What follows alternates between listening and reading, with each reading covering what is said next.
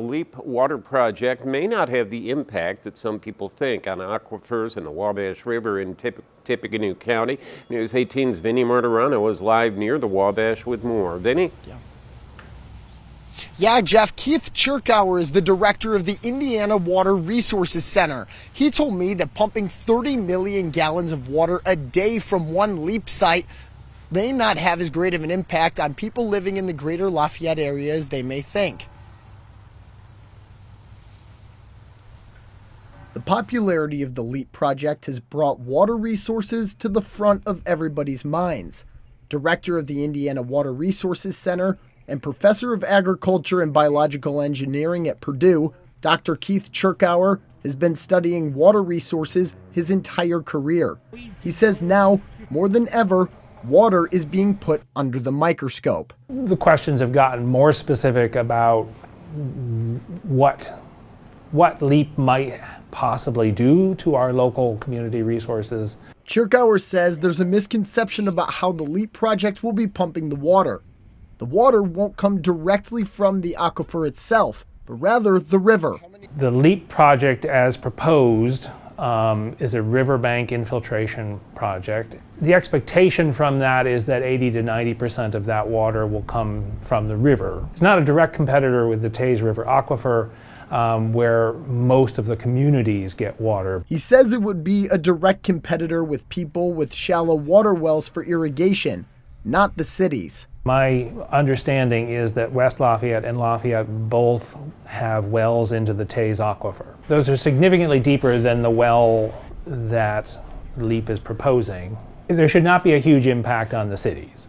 Over the last year, Chirkauer has been doing preliminary studies on what might happen to water tables and the overall aquifers if water is going to be pulled from the river. He says there should be enough water in the aquifer for this project. Certainly the first test well they put in, and they expect maybe 20 to 30 million gallons a day out of that. It's going to have some localized impacts on people, but it should not significantly affect the sustainability of the local aquifers and water supply. The bigger concern for him and other people in the state who study water resources is how many LEAP projects can be supported. We don't actually have a whole lot of good information about what the actual recharge rate is into the top of the aquifer that they're pulling from. The Taze aquifer has fairly large storage capacity, but it's a much deeper aquifer and it's much more difficult to figure out how much recharge is occurring and where along the Taze that's occurring. According to the U.S. Drought Monitor, almost 100% of the state was abnormally dry or in a level 1 drought this year.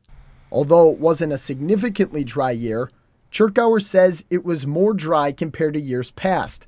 He says the Indiana Economic Development Corporation's plan to pull 100 million gallons of water a day would have significant impacts in especially dry year. In the year of the 2012 drought, LEAP Lebanon at 100 million gallons a day is pulling out something like 25% of river flow, which is a problem. If the Wabash River were to reach low levels like it did back in 2012, Chirkauer says this project would hurt native marine species. It's just harder for them to survive and thrive when that condition is there. And so if we go back to that 2012 drought and you pull like 25% of the water out, right now water levels are even lower. Chirkauer says water comes and goes through aquifers. The next step is to find out how much water is actually in the aquifer and how much water would come back into the aquifer if the IEDC were to pipeline it to Lebanon. We have information on where the water table is. We have now information where the bottom of the aquifer is, and so that can tell you something about how much water is in there. But I would say that is a place where we need to continue to push forward and get some measurements out of it. So if you're pulling out 100 million gallons a day, it doesn't really matter what the volume of water is, but we want to be sure that more than that amount of water is returning to the aquifer. Chirkauer advises people living near shallow water wells to get their water sampled now. He says this way you'll have evidence to show the state in case something goes wrong with their testing wells along the river. Reporting live near the Wabash River in West Lafayette, Vinny Martirano, News 18.